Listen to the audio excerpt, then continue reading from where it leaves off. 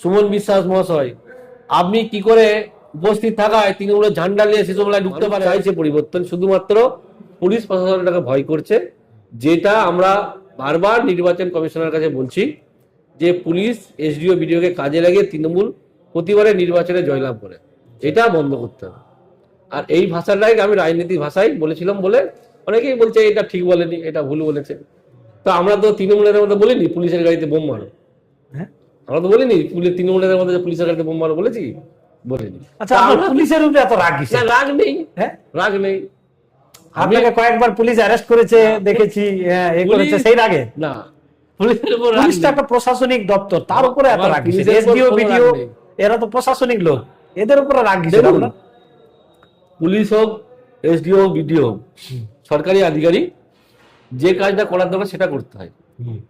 আমার পোশাকটা যে আছে এটা সরকারের দেওয়া, নট তৃণমূলের দেওয়া।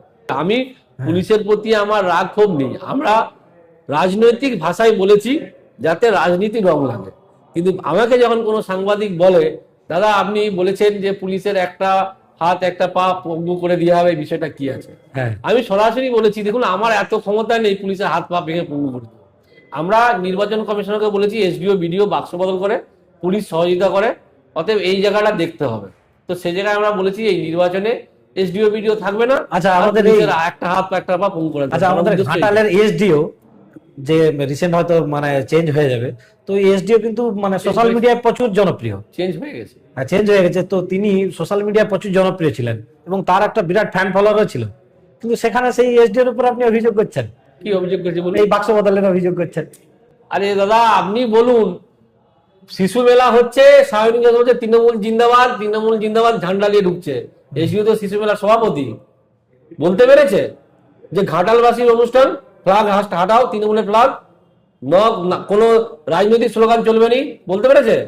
পারেনি, পারেনি।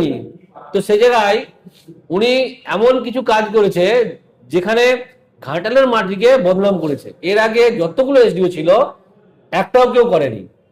আর উনি হচ্ছে প্রথম যে যিনি এসডিও কোন রাজনৈতিক দলের দলদাস হয়েছিল। এই আগের হ্যাঁ, সুমন বিশ্বাস।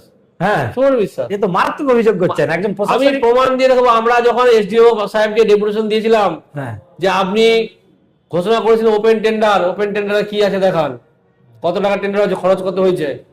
আর আপনি একজন প্রশাসনিক আধিকারিক, মহকুমা শাসক সুমন বিশ্বাস মহাশয়, আপনি কি করে উপস্থিত থাকায় তৃণমূলের ঝান্ডা নিয়ে শিশুমেলায় ঢুকতে পারে, বলতে পারে তৃণমূল কংগ্রেস জিন্দাবাদ বলে একদল লোক এসে দুটো বললো